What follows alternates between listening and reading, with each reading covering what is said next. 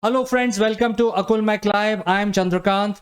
If you remember, for last 18 months, we have been reeling over in the COVID wave, and because of that, many things did not happen. I think the worst affected is the sports arena, but fortunately now we will have Tokyo Olympics starting next month, and right now there is football tournament going on called Euro, and as of last night, UK has reached the finals. So it is getting very exciting.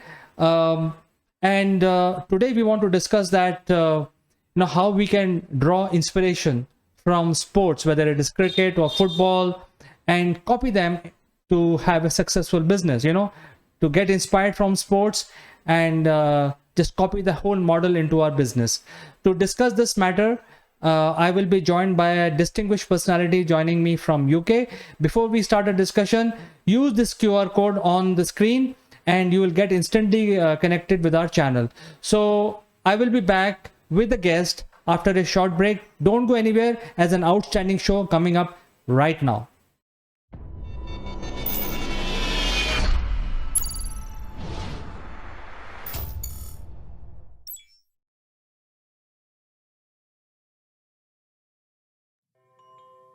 Welcome back, friends. Yeah. And let me also invite our special guest today, who's joining us from UK, Mr. Mike Bradley.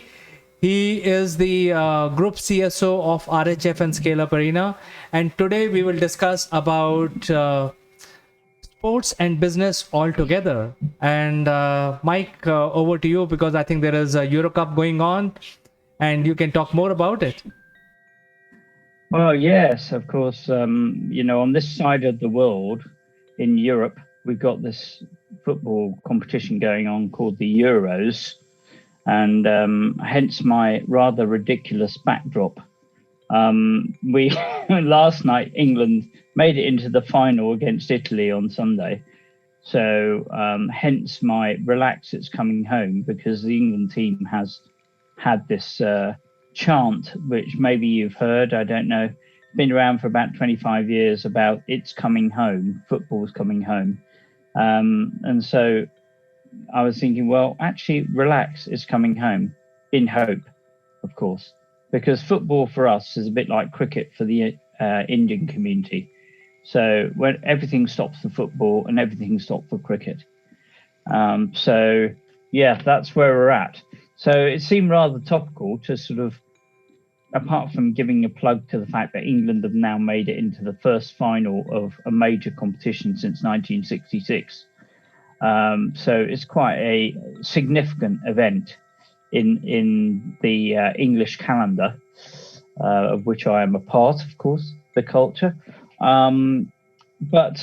Therefore, let's think about how sport can teach us some lessons we can apply in business. And, this is by no means original thinking, because lots of people who are much better at sport than me have come up with these sort of things and done tours and all sorts of stuff.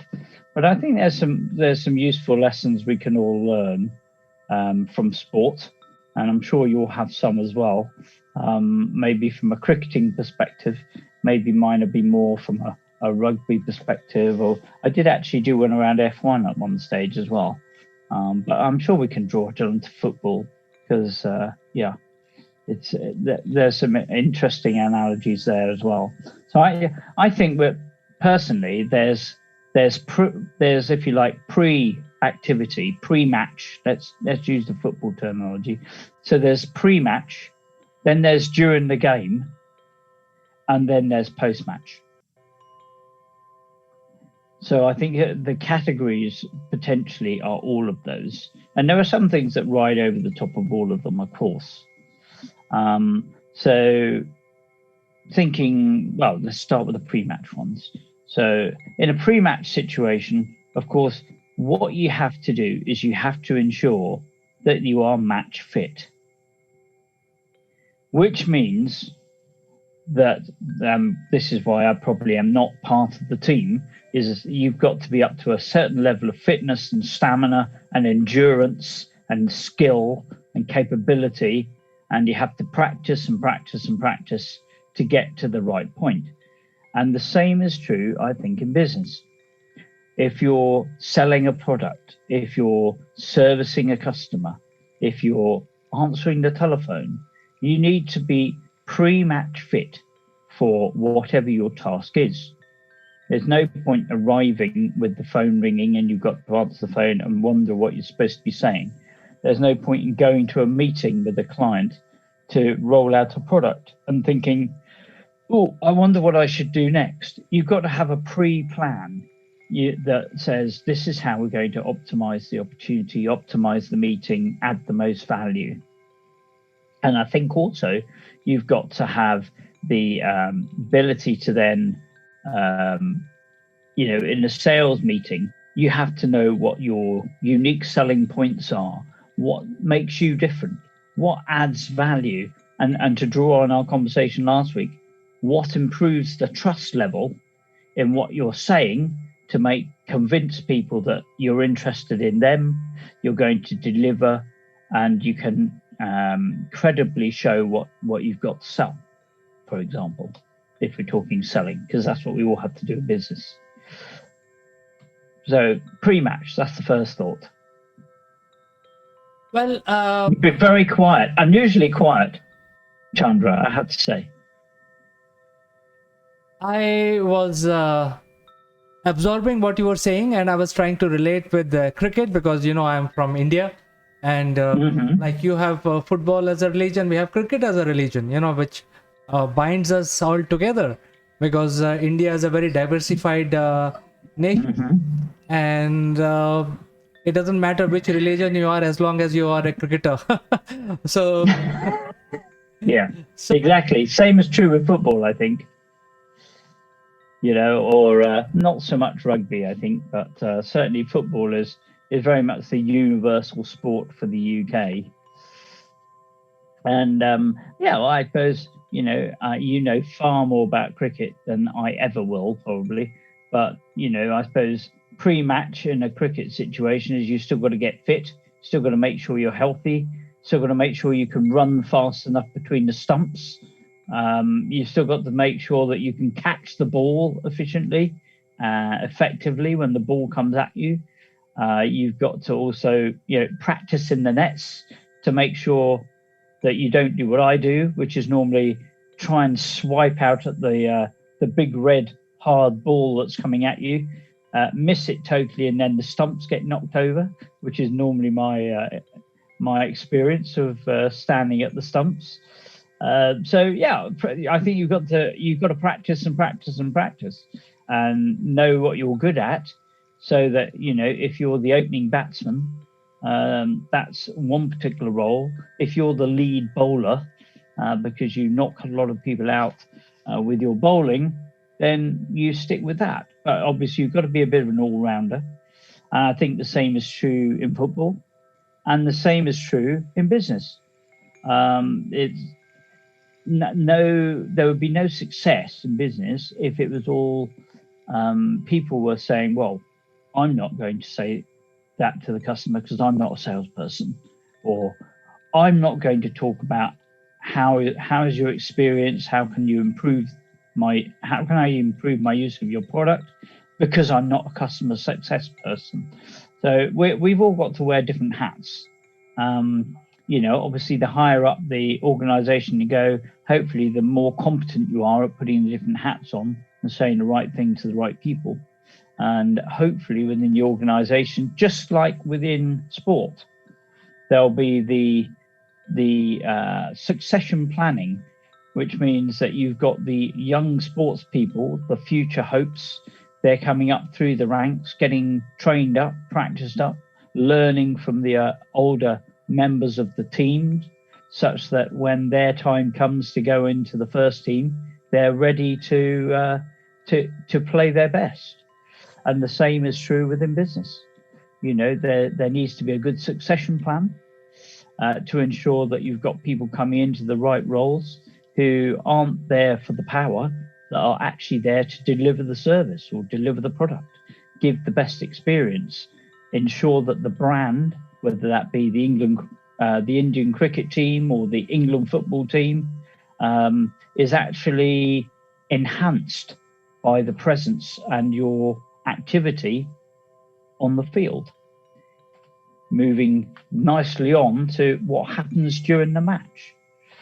So during the match, or during the cricket tournament, you have to ensure that all team members are in the right places, doing their best, covering for each other. And most importantly, I think this is possibly why suddenly the England team, after so many decades, have actually made some strides, is that they actually play as a team. So rather than everybody trying to be the person who scores the winning goal and has their face on the front page of the newspaper, they actually started to play as if, well, if I kick the ball to this person in front of the goal and they score, that's good for us all. It's far better to score goals and to be an assist, as we call it, to assist in somebody scoring a goal, than to hold the ball, lose it, and miss the goal. Because nobody wins that way. The only way you win in a football match is if you score enough goals. So, as per, the Danny Higginbottoms of this world, or the Billy Higginbottoms, who, run up the pitch in the olden days with their cigarette in their mouth and focused only on going straight to the goal mouth and scoring the goal, with their, dubbin boots and dubbin leather football. The focus needs to be on, yes, scoring goals, and everybody's got that objective. It's not just the responsibility of the centre forward to score goals. If the defender can score a goal with a header, then that's their role as well. Because ultimately, the only way you win a football match is if you score more goals than the competition. And the more goals you score, the more entertaining it is for the spectators. And also, the less likelihood is that you're going to actually lose. Well, so during the match, it's a team game, just as in business. When you're trying to win that big client, when you're trying to service that strategic partner, it's about the whole company and each different function moving in to ensure that the experience for the client, for the partner, is the best it can be. Because ultimately, it's not going to be about how automated the service is. It's going to be about how valuable the value add from the people in the organization is to make sure the experience of the client or the partner is a good one. So whether it be the billing teams making sure the invoice is correct, whether it be the customer success team making sure that the deployment and the optimization of the product is best, or whether it's the sales team making sure that they are underselling and over-delivering, not overselling and under-delivering, which is a very short-term strategy. Well, Mike, you agree? Getting inspired by what you're telling me, and hence I'm having some questions in my mind.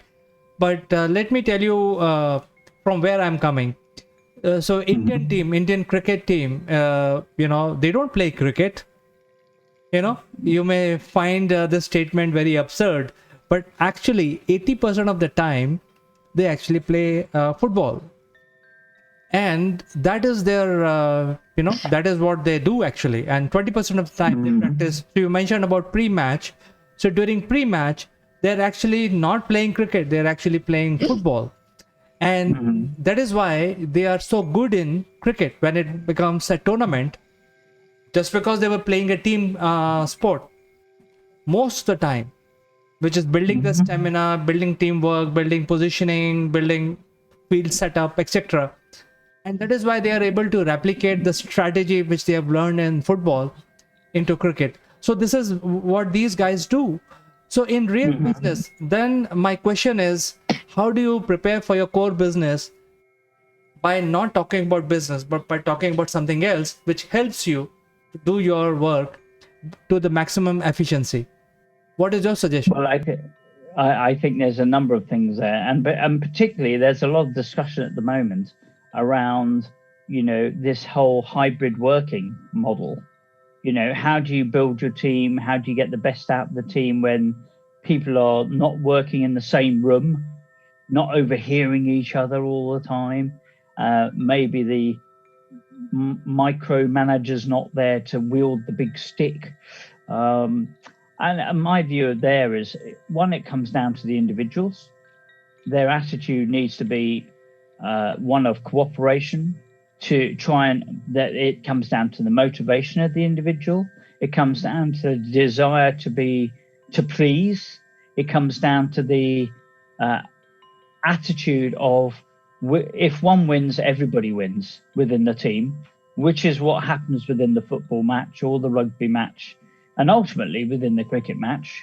Okay, on the pitch, everybody's got their role, but unless they all do their role to the best of their ability, nobody's going to win. Same is true in cricket. So I think it's very much about ensuring that people are doing their task, but also having a mind on how can I help the rest of the team do their function. And I think within this hybrid model world, bringing the team together is important. You don't need to be together every day, but when you do come together, I think it's important to maybe not come into a boring office, maybe go to an off-site location, maybe meet at Mumbai cricket field, hire a room at the stadium for the day, have a morning where you're discussing business and people are doing their various functions. You're having a service improvement discussion, or you're tabling a big thing that people need to evaluate from a business perspective. Use the morning for business productivity. Have a Tiffin Bites lunch or whatever lunch it is you want. And then in the afternoon, why not have a social event? Maybe it's a cricket match. Maybe it's doing something that lets people be themselves, relax together, socialize together, gel together, and work in a different dynamic. That, to me, is how you can get the most out of a team, is actually by allowing people to express themselves both in a corporate space and in a personal space. And that's when people get to know each other. That's when, if you're managing a team, you're going to recognize what the strengths and weaknesses are of the various members of the team. And you'll be able to draw on that in the future to say, actually, when it's this sort of a task, I need to get Chandra to do that because he's brilliant at doing podcasts and talking live to people on the phone. Somebody else might be far better off at writing copy. And that's the person you use for that particular task. So, to me, again, it's about recognizing that people make up the business, and each one of the team is vital in that business and wants to feel part of that business. And that also comes down, I think, to what happens post-match in a way. Not only do you celebrate the victories, but immediately after you've had the initial celebration, it's, well, we've got a new month next month, we've got to hit new targets, we've got bills to pay. So it's, what do we need to do better next month to ensure that we improve the business, improve the experience for the customers, improve the return for the stakeholders of the business? Well, Mike, let's move on and we talk about collaborations, because I think this is a collaborations. And let's look at the global news right now. There are three who are going to space right now. Let's talk about Elon Musk, Jeff Bezos. Richard Branson, I think, is going first, isn't he? Yeah, he's the one who said, I'm going 9 days before Jeff Bezos. So there is a lot of competition going on, but essentially these three guys are doing the same thing. Why can't they collaborate? So is there some inspiration that we can draw from sports and help these global gurus to collaborate with each other? Well, that's an interesting thing. I think healthy competition is interesting, so long as it's healthy. We're assuming that 9 days in advance of the other means that they've not sort of cut 9 days out of the health and safety checks. It's good to be first, but sometimes the follower is actually the one who does better. So, it's. I think if it was me, I'd rather have 9 days of extra safety checks.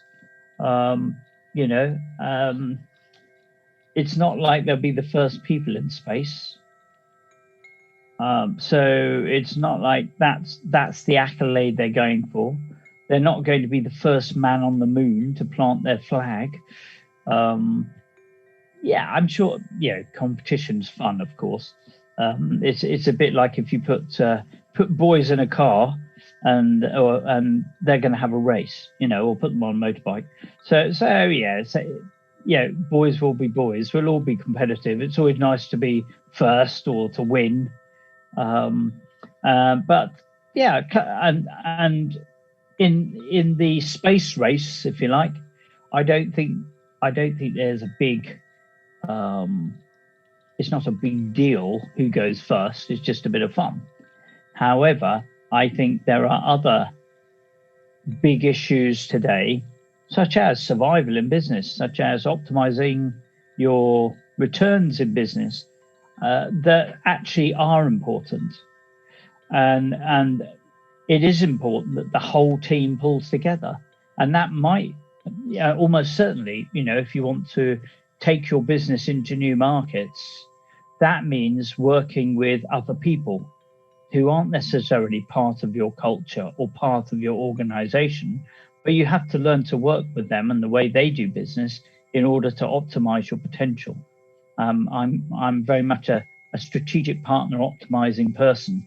So for me, it's a vital part of growth is to ensure that you can work with people who aren't necessarily in your organization, but are associated with it. So in the same way as your analogy over these, characters going into space, I think there are different entities at play, different people at play, different functions at play. I think, it's a bit of a cliche, but the expression "together everyone achieves more" is very, very true. And the same is true in sport and in business. Together everyone achieves more. So we've got to work as a team. You'll score more goals with assists. You'll get more sales if you're working together and deploying the deal properly. And you'll have more longer term profitability in deals if you keep that customer over 1, 2, 3, 4, 5 years, rather than, just wax lyrical, get the deal across the line and then make a big mess of deployment, because that cost you more than if you spent a bit more time ensuring that everything worked together properly. So it isn't always first. It isn't always the first that is the one who gets the best advantage. I fully agree with you, Mike. I think they should have spent more time in learning from the sportsmen to prepare for every eventuality, all strategic move. But I think today I read in the news that Jeff Bezos has stepped down as CEO of Amazon because he's going with his relatives. So I think they're just preparing for the worst by stepping down as a CEO, so that there is a succession plan if something goes wrong. Right. Okay. So, okay. That's good luck to him on that one then. Yeah, I'm not sure if that shows a level of confidence or craziness about the situation. Maybe he's worried about his stock going down value if something goes wrong. Whole lot of background, but I think we had a very interesting discussion today. And the key message that you have given us is practice, practice, practice, more practice in your business to make it a successful business. I think that's a key learning we have got, Mike. Super. Yeah. And also together everybody achieves more. Team. The real meaning of team. Yeah. Mike, it was lovely talking to you today. So tell me, I mean, just going on the tangent, do you think UK will lift the cup this time? I don't know about the UK because it's only England playing. Yeah, we don't like to wind up the Scots and the Welsh because they disappeared out of the tournament earlier. But I will mention that because it's quite useful. In terms of, I don't know what will happen on Sunday. I think what we'll see is that it's highly likely that our opponents will be theatrical in their movements when somebody comes towards them to take the ball. For example, if they don't get the ball, they'll probably fall on the floor and make out that they've broken both legs in order to get a foul. That they're renowned for that sort of behavior. I think they're quite good at scoring goals. So back to the old story of it will be the team that scores the most goals that wins. So the Billy Higginbottoms of this world need to come to the fore. We've got some good players at the front. We seem to have a fairly balanced team. We seem to be able to keep possession. Our biggest challenge will be, is the referee going to be a impartial referee? Or, is there going to be any form of bias or, shall we say, governance blindness when they miss the opportunities or they award things a little bit too liberally in one side or the other? So I hope more than anything else, I hope it's a good game.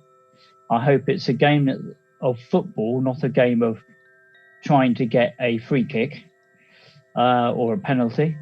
So a good competitive game, lots of goals, lots of entertainment, and may the England team win. I wish you all the best, Mike. And no bias there, of course. Well, I think I wish you all the best, and I will probably watch the match when it happens. And yep. In the meantime, well, it'll be quite early in the morning for you, I think. I think it starts at 1 a.m. India. No, 1:30 India time, I would think. Well, I can always watch the reruns. Well, hopefully you'll be able to see all the goals England scores at a later point. Right, Mike. So it was a pleasure, and I again wish you all the best for the Euro, and we'll catch up next Thursday once again on the business topic. Perfect.